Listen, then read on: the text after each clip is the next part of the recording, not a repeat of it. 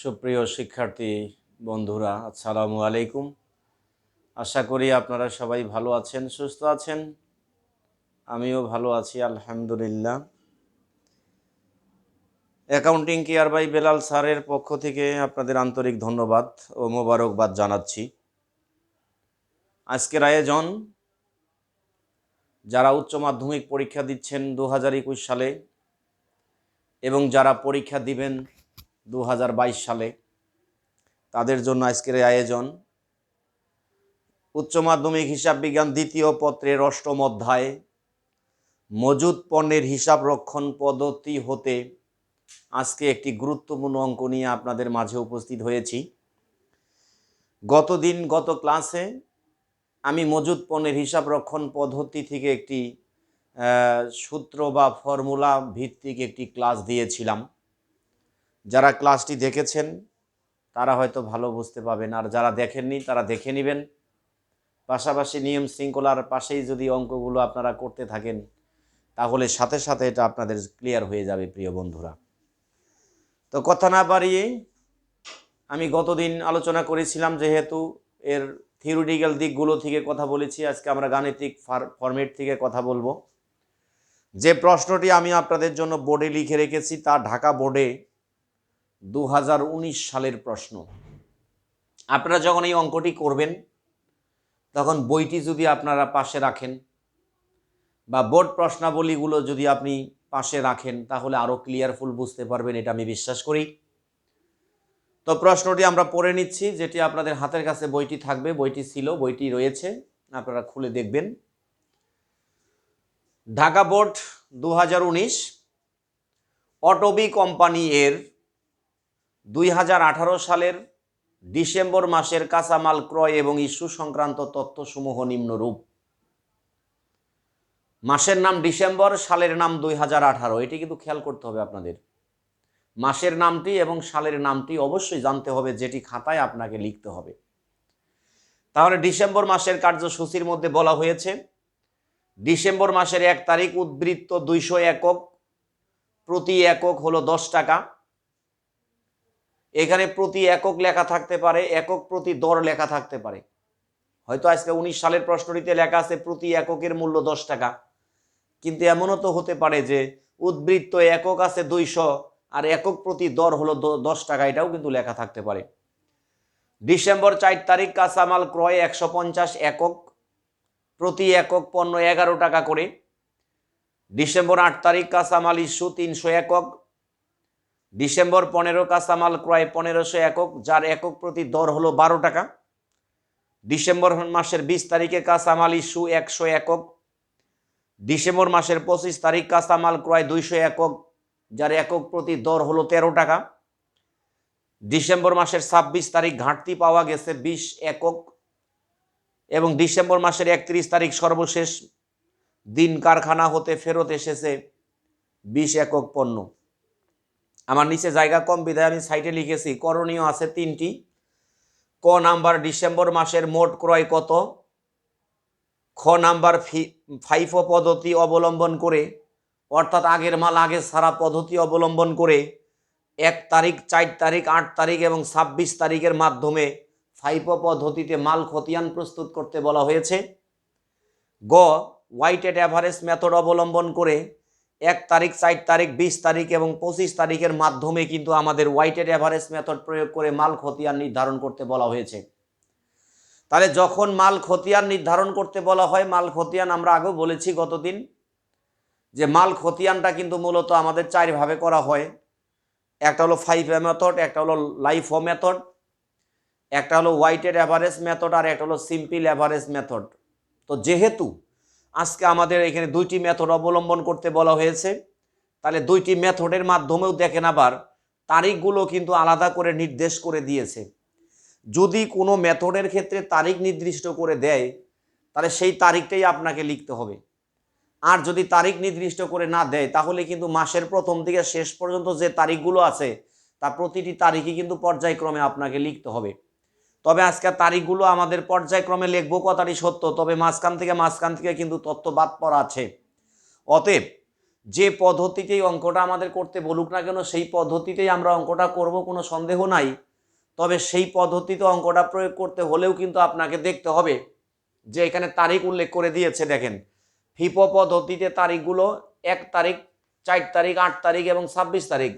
আর weighted অ্যাভারেজে তারিখগুলো 1 তারিখ, 4 তারিখ, 20 তারিখ এবং 25 তারিখ। তাহলে তারিখ যদি নির্দিষ্ট করে দেয় তাহলে যে তারিখের কথা নির্দিষ্ট করে দেওয়া থাকবে সেই তারিখই আপনাকে লিখতে হবে। আর যদি তারিখ নির্দিষ্ট করে না দেয় তাহলে কিন্তু ডিসেম্বর মাসের 1 তারিখ থেকে শুরু করে একবারে 31শে ডিসেম্বর তারিখ পর্যন্তই আপনাকে কি করতে হবে, একবারে সিরিয়াল মোতাবেক আপনাকে কাজটা করে ফেলতে হবে। প্রিয় বন্ধুরা, কথা না বাড়িয়ে আমি অঙ্কের আলোচনায় চলে যাব। তবে দেখেন আমাদের কতে বলেছে ডিসেম্বর মাসের মোট ক্রয়। তো ডিসেম্বর মাসের ক্রয় যদি আমাকে বলতো যে এককটা তুমি নির্ণয় করো, তাহলে কোন কোন তারিখে আমাদের ক্রয় আছে সেই তারিখগুলো শুধু মোতাবেক আমি কিন্তু এককগুলো লিখে দিতাম। কিন্তু আজকে কিন্তু বলা নাই যে তুমি একক বের করো বা মূল্য বের করো। তাহলে যেহেতু বলছে ক্রয়ের পরিমাণ নির্ণয় করো বা ক্রয় কত, তাহলে ক্রয়ের এককটাও দেখাইতে হবে, তার মূল্যটাও দেখাইতে হবে। তার আগে আমাকে জানতে হবে তাহলে পণ্যটা এই ডিসেম্বর মাসের কোন তারিখে পণ্যগুলো আমি ক্রয় করেছি সেই তারিখগুলো কিন্তু আমি আগে নির্দিষ্ট করে নিব। ডিসেম্বরের 4 তারিখে ক্রয় আছে, ডিসেম্বরের 15 তারিখে ক্রয় আছে এবং ডিসেম্বরের 25 তারিখে ক্রয় আছে। তাহলে এই 3 তারিখে যেহেতু ক্রয় আছে, এই তারিখ 3টা দিয়ে একক, দর এবং মূল্য উভয়ই বের করলেই কিন্তু ক নাম্বার আমাদের হয়ে যাবে, যেখানে 2 নাম্বারের জন্য প্রশ্নটি দেওয়া হয়েছে। তো আমি প্রশ্নটি বোর্ড থেকে মুছে ফেলতেছি, মুছে ফেলে আমি সমাধানটা আপনাদের জন্য করে দিচ্ছি। আপনি একটু মনোযোগ দিয়া দেখতে থাকেন।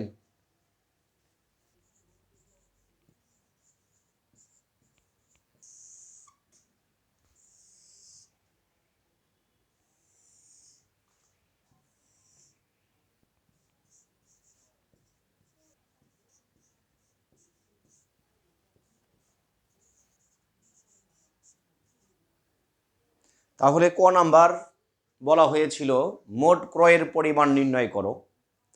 তাহলে মোট ক্রয়ের ক্ষেত্রে যদি স্পষ্ট ভাষায় বলে দেয় যে শুধুমাত্র তুমি ক্রয়ের পরিমাণ একক নির্ণয় করো, তাহলে আমরা তো অবশ্যই যে মাসের হিসাব নিকাশই হোক না কেন সেই মাসের 1 তারিখ থেকে শুরু করে শেষ তারিখ পর্যন্ত যতগুলো ক্রয়ের তারিখ আছে তা কিন্তু আগে আমাদের দেখে নিতে হবে। তাহলে আমাদের এখানে ক্রয়ের তারিখ কিন্তু আমি দেখেছিলাম 4টা। প্রশ্ন যখন দেখলাম তখন আপনারা দেখেছেন ডিসেম্বর মাসের 4 তারিখ, ডিসেম্বর মাসের 15 তারিখ এবং ডিসেম্বর মাসের 25 তারিখ, এই 3টা তারিখেই শুধুমাত্র কাঁচামাল ক্রয় ছিল। এই কারণে আমি 3টা তারিখ এই কাঁচামাল ক্রয়টা আমি লিখে ফেলেছি। তাহলে দেখেন যেদিন আমি প্রথম ক্রয় করলাম ডিসেম্বর মাসের 4 তারিখে যেদিন ক্রয় করেছি সেদিন 150 কেজি বা 150 একক পণ্য আমি ক্রয় করেছি। যেদিন আমি ডিসেম্বর মাসের 15 তারিখে ক্রয় করলাম সেদিনও কিন্তু 150 একক পণ্য ক্রয় করেছি। যেদিন আমি ডিসেম্বর মাসের 25 তারিখে ক্রয় করেছি সেদিনও কিন্তু আমি 200 একক পণ্য কিন্তু আমি ক্রয় করেছি। তো এখন দেখেন এই 3 তারিখ মিলে কিন্তু আমাদের হয় 500 একক।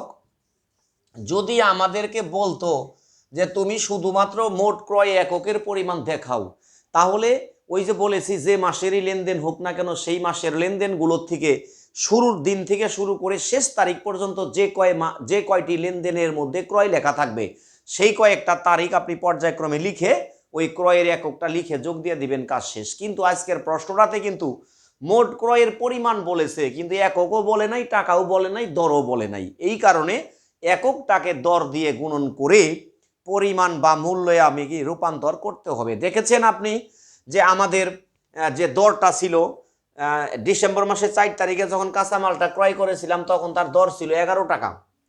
যখন আমি 15 তারিখে কাঁচামাল ক্রয় করেছিলাম তখন তার দর ছিল 12 টাকা। যখন আমি 25 তারিখের মালটি ক্রয় করেছি তখন তার দর ছিল আমার 13 টাকা। তাহলে এই যে কত একক পণ্য আমি ক্রয় করলাম, কত টাকা দিয়ে ক্রয় করলাম, তাহলে এককটাকে যদি আমি দর দিয়ে গুণন করি, তাহলে কিন্তু টাকায় রূপান্তর হয়ে যাবে। তাহলে দেখেন ডিসেম্বর মাসের 4 তারিখে যখন পণ্যটা ক্রয় করলাম 150 একক পণ্য আমি ক্রয় করেছিলাম 11 টাকা দরে। যদি আমি এখন এটাকে গুণন করি তাহলে টাকা দাঁড়াবে 1650 টাকা, অর্থাৎ 1650 টাকা।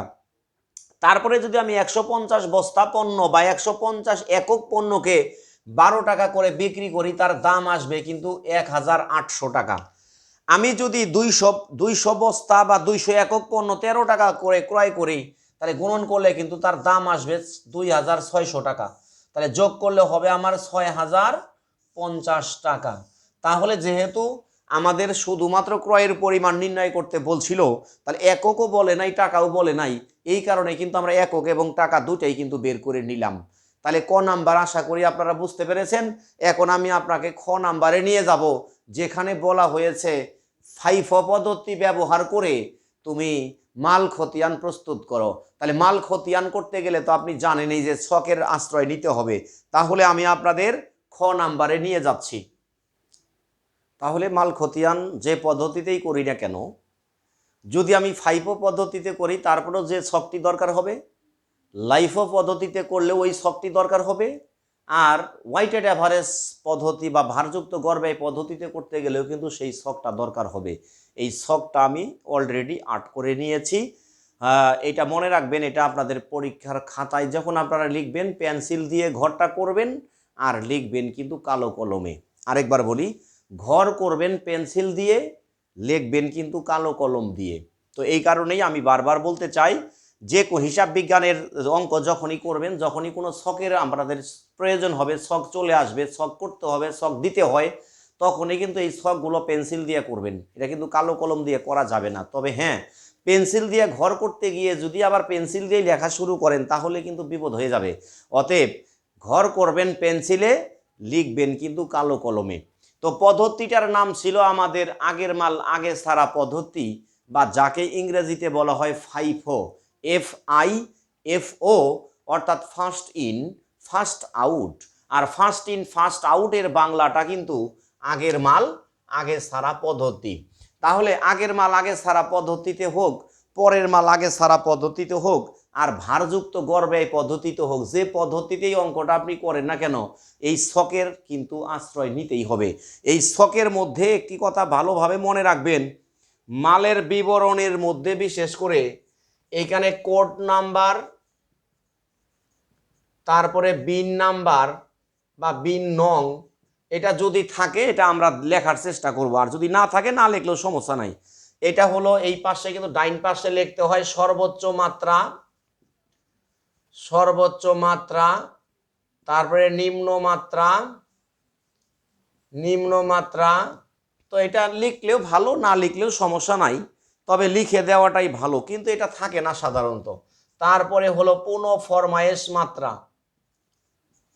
পুনঃ ফরমায়েশ মাত্রা, এটা আমি ডট ডট দিয়ে লিখে দিব, বা ডট ডট অবস্থায় রেখে দিবেন, বা এটা দিতেই হবে এমন কিন্তু নয়। তো যাই হোক, আমরা এইখানে একটা গতদিন যখন আমি সূত্রের ক্লাসটা বিশেষ করে আপনারা যারা দেখেছেন বা যারা দেখেন নাই তারা একটু দেখে নেবেন, আর যারা দেখছেন তারা তো দেখছেনই।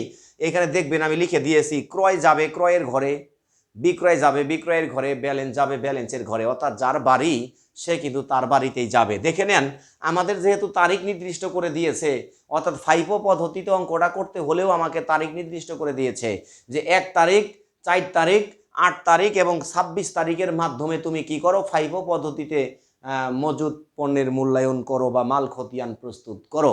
এই কারণে কিন্তু তারিখগুলো যে কয়টা নির্দিষ্ট করে দিয়েছে সেই কয়টা তারিখে আমি লিখেছি। আর যদি তারিখ নির্দিষ্ট করে না দিত, তাহলে কিন্তু মাসের শুরুর তারিখ থেকে শুরু করে শেষ তারিখ পর্যন্ত যে কয়টাই থাকুক না কেন, সব কয়টাই ধারাবাহিকভাবে লেখা লাগতো। তো প্রিয় বন্ধুরা, 1 নাম্বারেই কিন্তু বলা হয়েছে উদ্বৃত্ত। আপনারা দেখে নেন, প্রশ্নে লেখা আছে উদ্বৃত্ত। তা উদ্বৃত্ত কিন্তু বাংলা শব্দ, যার ইংরেজি কিন্তু ব্যালেন্স। তাহলে ব্যালেন্সটা কিন্তু ব্যালেন্সের ঘরে যাবে, উদ্বৃত্তটা কিন্তু উদ্বৃত্ত ঘরে যাবে। সেখানে কিন্তু একক ছিল আমার 200, আর দর ছিল 10 টাকা। আপনারা জানেন এককটাকে দর দিয়ে কি করতে হয়, গুণন করতে হয়, তাহলে দাম এসে যাবে আমার 2000 টাকা। তারপরে আসেন 4 তারিখে, প্রশ্ন কি ছিল, 4 তারিখে পণ্যটা ছিল কাঁচামাল ক্রয়, তাহলে আপনাকেও লিখতে হবে কাঁচামাল ক্রয়।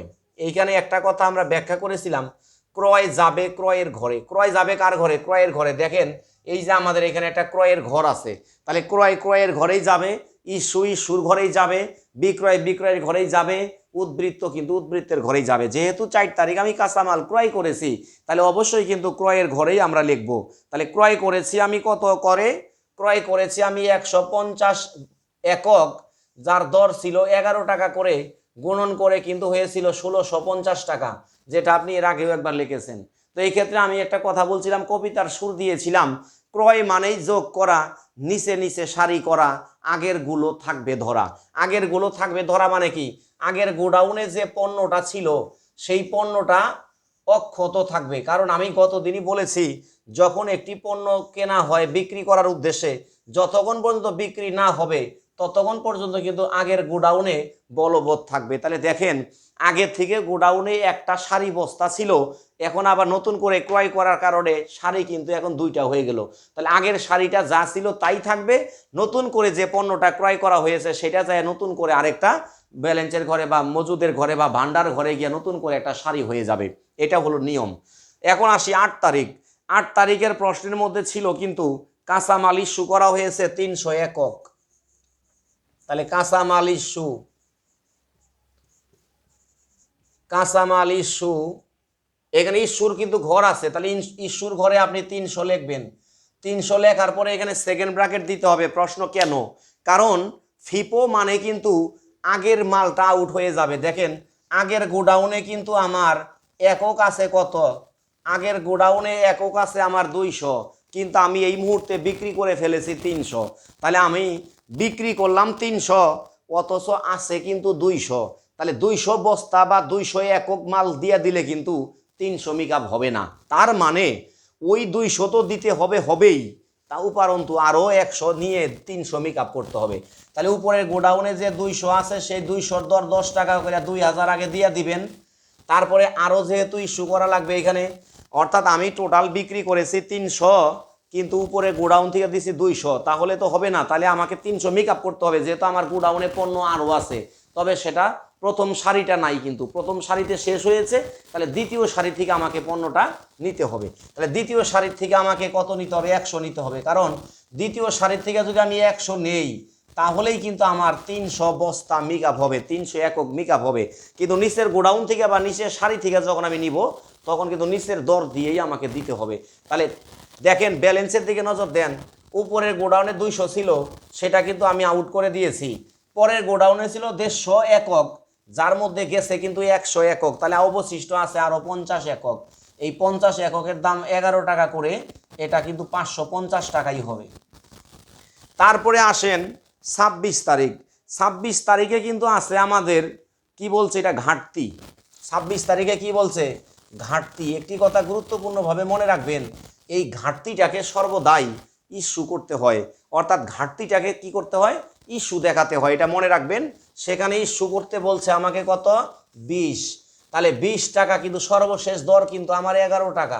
তাহলে 11 টাকা দরে কত হবে? 220 টাকা হবে।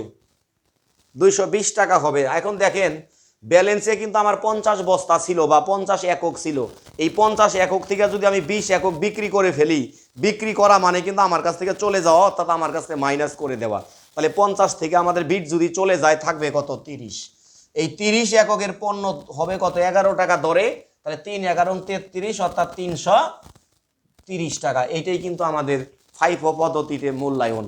তো এখন আমি আপনাদের নিয়ে যাব ভারযুক্ত গড় ব্যয় পদ্ধতিতে। আমি আশা করি আপনারা আগের মাল আগে ছাড়া পদ্ধতিতে শিখে ফেলেছেন। তবে নিয়মটা আমি আরেকবার বলি, যখন পণ্যটা আমি ফাইফো পদ্ধতিতে ইস্যু করব তখন কিন্তু উপর থেকে আগে ইস্যু করব, আর যখন লাইফো পদ্ধতিতে করব তখন কিন্তু নিচ থেকে আমি আগে ইস্যু করব। তবে ইস্যু করতে গিয়ে যদি দেখেন পণ্য আছে আমার কম, বিক্রি করতে হবে বেশি, তখনই কিন্তু এটা সেকেন্ড ব্র্যাকেট দিয়ে এটাকে নিষ্পত্তি করতে হবে। অর্থাৎ যতটুকু আছে ততটুকু দিতেই হবে, আর বাদ বাকি কতটুকু দিতে হবে তা পরের লাইন থেকে আপনাকে দিতে হবে। তো চলেন আপনাদেরকে নিয়ে যাচ্ছি আমি ভারযুক্ত গড় ব্যয় পদ্ধতিতে। তো যেহেতু আপনারা জানেন প্রশ্নটা সৃজনশীলতার মাধ্যমে হয়, আর সৃজনশীলতা বলতে কিন্তু আপনারা ইতিমধ্যে দেখে ফেলেছেন ক, খ, গ, অর্থাৎ ক নাম্বার প্রশ্নে থাকে 2, খ এবং গতে থাকবে 4 4 8 8 8 4 4 8 আর হলো 2, এই হলো 10। তাহলে দেখেন গ নাম্বারের মধ্যে বলছে যে ভারযুক্ত গড় ব্যয় পদ্ধতি ব্যবহার করতে হবে। তাহলে ভারযুক্ত গড় ব্যয় পদ্ধতি ব্যবহার করতে গিয়ে যদি সেখানেও যথারীতি তারিখগুলো আমাদের দেওয়া থাকে, যেমন এখানে আজও তারিখ দেওয়া আছে 1 4 20 এবং 25। তাহলে দেখেন, আমি কিন্তু এই ব্যাপারটা একটু আগেও ব্যাখ্যা করছিলাম যে যদি আমাদের সেইখানে তারিখ নির্দিষ্ট করে দেয় যে এই তারিখ নিয়ে তুমি কি করো, মাল খতিয়ান প্রস্তুত করো, তাহলে সেই তারিখগুলোই নিতে হবে। আর যদি সেই তারিখ স্পেসিফিকলি উল্লেখ না থাকে তাহলে কিন্তু আমাদের কি মানে যে তারিখ উল্লেখ থাকবে সেই তারিখ নিয়েই করতে হবে, আর তারিখ উল্লেখ না থাকলে কিন্তু আমাদের কি পুরাটাই দিতে হবে। এখন আসেন 1 তারিখের উদ্বৃত্ত, তাহলে উদ্বৃত্ত মানে তো উদ্বৃত্তের ঘরেই যাবে, ওটা সন্দেহ নাই। উদ্বৃত্ত আমাদের 200 একক ছিল, যার দর ছিল 10 টাকা করে গুণন করে 2000। পরবর্তী তারিখটা বলছে 4 তারিখ, তাহলে 4 তারিখে কি বলেছে, কাঁচামাল ক্রয় করতে বলছে, তাহলে আমি কি করব, কাঁচামাল ক্রয় করব। কাঁচামাল ক্রয় করছে 4 তারিখে, কিন্তু 150 বস্তা বা 50 একক, দর ছিল 11 টাকা করে, মূল্য হয় কিন্তু 1650। এই ক্ষেত্রে একটি কথা আমি আপনাদের ব্যাখ্যা করছিলাম, যেটা আপনারা দেখেছেন প্রথম লেকচারে, আমি এটা আপনাদের দিয়েছিলাম যে ক্রয় মানেই যোগ করা, একক একক যোগ করা, টাকায় টাকায় যোগ করা, অথবা ক্রয় মানেই যোগ করা, একক একক যোগ করা, মূল্য মূল্য যোগ করা। তাহলে দেখেন আমার সর্বশেষ গোডাউনে কিন্তু একক ছিল 200, নতুন করে কিনছি আমি 150, তাহলে হয়ে যাবে কিন্তু আমার 350। আর মূল্য কিন্তু ছিল 2000, নতুন করে কিনছি কিন্তু 1650, তাহলে হয়ে যাবে আমার কত, 3650। বিষয়বস্তুটি দাঁড়ালো যে এটা কিন্তু যেমন নিচে নিচে লেখে সারি করা বা নিচে নিচে রেখে যোগ করা, এটার কিন্তু কোনো বুদ্ধি নাই। এটার বুদ্ধি না থাকার কারণে এটা কি করতে হবে, এককের সাথে এককটা যোগ হবে এবং মূল্য বা পরিমাণের সাথে পরিমাণটা যোগ হবে। আর দরটা নির্ণয় করার নিয়ম আমি লিখে দিয়েছিলাম, দেখবেন সূত্রের মধ্যে সর্বশেষ টাকাকে সর্বশেষ একক দিয়ে ভাগ। তাহলে আজকে সর্বশেষ টাকা আমাদের সর্বশেষ টাকা হলো 3650, আর সর্বশেষ একক কিন্তু আমার 350। তাহলে সর্বশেষটাকে ভাগ দিলে আমরা দর পেয়ে গেলাম কত টাকা, 10.4285। তাহলে এখানে দশমিকের পরে সর্বোচ্চ আপনারা 4 ঘর নেবেন, 4 ঘরের উপরে নেওয়ার দরকার নাই। তাহলে আমি বলেছিলাম সর্বশেষ দামটাকে বা সর্বশেষ মূল্যটাকে, সর্বশেষ দাম অথবা সর্বশেষ মূল্যটাকে কি করতে হবে, সর্বশেষ একক দিয়ে ভাগ দিতে হবে, তাহলেই আমাদের দরটা চলে আসবে। 20 তারিখে চলে আসেন। 20 তারিখে কিন্তু আমাদের কি করতে বলছে, 20 তারিখে আমাকে ইস্যু করতে বলেছে। তাহলে আপনি লিখবেন 20 তারিখে ইস্যু বা কাঁচামাল ইস্যু, যেটা লেখা থাকবে সেটাই আপনি লিখবেন। এখানে কিন্তু কাঁচামাল ইস্যু লেখা আছে, তাহলে লিখবেন আপনি 20 তারিখে কাঁচামাল ইস্যু। তাহলে 20 তারিখে প্রশ্নটি দেখতেছি আমি, আপনারা নিজেরাও দেখবেন। 20 তারিখে ইস্যু করা হয়েছে 100 একক, তাহলে ইস্যুর ঘর যেহেতু আছে 100-র ঘর আপনি কি করবেন, ওই ইস্যুর ঘরে 100 একক লিখবেন। আর সর্বশেষ যে দরটা আমি পেয়েছিলাম, সেই সর্বশেষ দর কিন্তু পেয়েছি 10.4285। সর্বশেষ যে দরটা আপনি পেয়েছিলেন, সর্বশেষ সেই দরটাই আপনাকে কিন্তু লিখতে হবে। তাহলে এটাকে যদি আমি গুণন করি, তাহলে মূল্য আসবে কত, মূল্য আসবে 1043 মূল্য আসবে। তাহলে দেখেন আমি আগেই বলেছিলাম যে প্রাপ্তি বা ক্রয় হোক, ইস্যু বা বিক্রয় হোক, বা উদ্ধৃত্ত বা জের হোক, একক রে কিন্তু দর দিয়া গুণন করলেই মূল্য পাওয়া যাবে। এককটাকে দর দিয়া গুণন করলেই মূল্য পাওয়া যাবে, অথবা এককটাকে দর দিয়া গুণন করলেই কিন্তু পরিমাণ টাকা পাওয়া যাবে। আমি বারবার বলেছিলাম পরিমাণ টাকা যে কথা, মূল্য টাকা কিন্তু একই কথা। এখন আসেন, বিক্রয় করেছি বা ইস্যু করেছি, ইস্যু করা বা বিক্রি করা কিন্তু একই কথা। যখন আমি পণ্য ইস্যু করব বা বিক্রি করব, তখন কিন্তু সেই পণ্যটা আমার কাছ থেকে চলে যাবে। তাহলে দেখেন আমার গোডাউনের সর্বশেষ পণ্য ছিল 350 একক, তার মধ্যে যদি আমি 100 একক বিক্রি করে ফেলি, তাহলে দাম থাকবে কিন্তু আমার কত, 250 টাকা, 250 একক থাকবে। আবার মূল্য থেকে মূল্য বাদ, আমি আপনাকে শিখিয়েছিলাম যে মূল্য থেকে যখন আপনি মূল্যটা বাদ দিবেন, তখন কিন্তু আমাদের দাম দাঁড়াচ্ছে 2660 টাকা।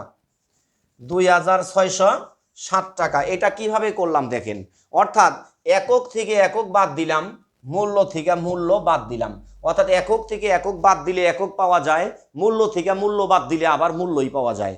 তাহলে এটার ব্যাখ্যা তো আমি আগেই বলেছি, ভারযুক্ত গড় ব্যয় পদ্ধতির বৈশিষ্ট্যই হলো বিক্রয় মানেই বিয়োগ করা, ইস্যু মানেই বিয়োগ করা, ক্রয় মানে পাওয়া, তাই না? যদি ক্রয় মানে পাওয়া হয়, পাওয়া মানে যোগ, আর ইস্যু মানে বিয়োগ, বিয়োগ মানে বাদ দেওয়া।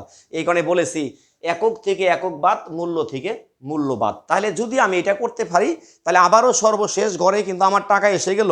সর্বশেষ ঘরে কিন্তু টাকা এসছে আমার কত বলেন, সর্বশেষ ঘরে আমার তাহলে সর্বশেষ গড়ে কিন্তু আমাদের টাকা এই 2660 টাকা হলো সর্বশেষ দাম, আর সর্বশেষ একক আমার 250। তাহলে আমাকে কি করতে হবে, এটা এখন আবার নতুন করে রেট নির্ণয় করতে হবে। এটা কিভাবে করবেন, ওই যে রেট নির্ণয় করার নিয়ম হলো সর্বশেষ টাকাকে সর্বশেষ একক দিয়ে ভাগ। তাহলে সর্বশেষ টাকা আজকে হলো আমার 2660 টাকা, আর সর্বশেষ একক আমার 250 একক। তাহলে এটা ভাগ দিলে কিন্তু যথারীতি ওই আগেরটাই আসে, অর্থাৎ 10.8285। এখানে যেটা আসবে সেটাই আপনি লিখবেন। এখন আসি 25 তারিখে কি করতে বলছিল। 25 তারিখে আমাদের কাঁচামাল ক্রয় করতে বলেছিল, তাহলে আপনি লিখবেন 25 তারিখে কাঁচামাল ক্রয়। তাহলে কাঁচামাল ক্রয় কিন্তু আমাদের ক্রয়ের ঘরে যাবে, আর কাঁচামাল ক্রয়ের কিন্তু ছিল আমাদের 200 একক এবং তার দর ছিল 13 টাকা করে। তাহলে দাম কিন্তু আসবে 2600 টাকা। তো এই ক্ষেত্রে আমরা আগেই বলেছি প্রত্যেকটা লেভেলের ক্ষেত্রেই এককটাকে কি করতে হবে, দর দিয়ে গুণন করে মূল্য নির্ণয় করতে হবে। আর এই ক্ষেত্রে একটা নিয়ম আপনি জানেন যে যখনই ক্রয় করা হয় ওয়াইটেড অ্যাভারেজ বা ভারযুক্ত গড় ব্যয় পদ্ধতিতে, তখন আপনারা জানেন ক্রয় হলে এককের সাথে এককের যোগ, টাকার সাথে টাকার যোগ। তাহলে তাই হবে আজকে, যেহেতু আমি ক্রয় করেছি, তাহলে আগের ব্যালেন্সে একক ছিল 250, নতুন করে কিনলাম আমি কিন্তু 200, তাহলে হয়ে গেল 450। সর্বশেষ টাকা ছিল আমার 2660 টাকা, নতুন করে মূল্য হলো 2600 টাকা, তাহলে হয়ে যাবে 5260 টাকা। তো এখানে কিন্তু আপনি জানেন যে সর্বশেষ টাকাকে কি করতে হবে, সর্বশেষ একক দিয়ে ভাগ করে তার ব্যক্তিগত দর নির্ণয় করতে হবে। তাহলে সেই ক্ষেত্রে দেখেন টাকা হলো 260 টাকা, আর সর্বশেষ একক হলো আমার 450 টাকা। তাহলে ভাগ দিলে একটা দর আসবে 11.57 পয়সা, অর্থাৎ এটাকে বলা হয় 11 টাকা 57 পয়সা। তাহলে এটা আমাদের কিন্তু সমাপনী মজুদের মূল্যায়ন কিন্তু হয়ে গেছে। অর্থাৎ যদি আমাদের মজুদ পণ্যের মাধ্যমে মজুদ পণ্যের হিসাব রক্ষণ পদ্ধতিতে মাল খতিয়ান করতে বলে, তাহলে যে পদ্ধতিতে করতে বলবে সেই পদ্ধতির নিয়মটা অবলম্বন করে জাস্ট ছকের মধ্যে মানটা বসিয়ে দিবেন, ফলাফলটা চলে আসবে। প্রিয় বন্ধুরা, আজকে আমি আপনাদের প্রথম একটি ক্লাস দিয়েছি, অঙ্কের ক্লাস একটা দিয়েছিলাম, সূত্রের ক্লাস। সূত্রের ক্লাসটা দেখতে থাকবেন, এটা আপনারা দেখতে থাকবেন। আমি প্রতিদিনই আপনাদের এই অধ্যায় থেকে বা উচ্চ মাধ্যমিক হিসাব বিজ্ঞান থেকে আমি প্রতিদিন একটি করে ক্লাস আমি আপনাদের জন্য দিয়ে যাব। আপনারা আমার চ্যানেলের সাথে থাকবেন, আমার ক্লাসগুলো বেশি বেশি করে দেখবেন, আপনাদের বন্ধু বান্ধবদেরকে দেখতে বলবেন, আমাকে সহযোগিতা করবেন। ভালো থাকেন, সুস্থ থাকেন, বিদায় নিচ্ছি আজকের পর্ব থেকে। দেখা হবে আবারও আগামীকাল, সে নাগাদ ভালো থাকেন, সুস্থ থাকেন, আল্লাহ হাফেজ।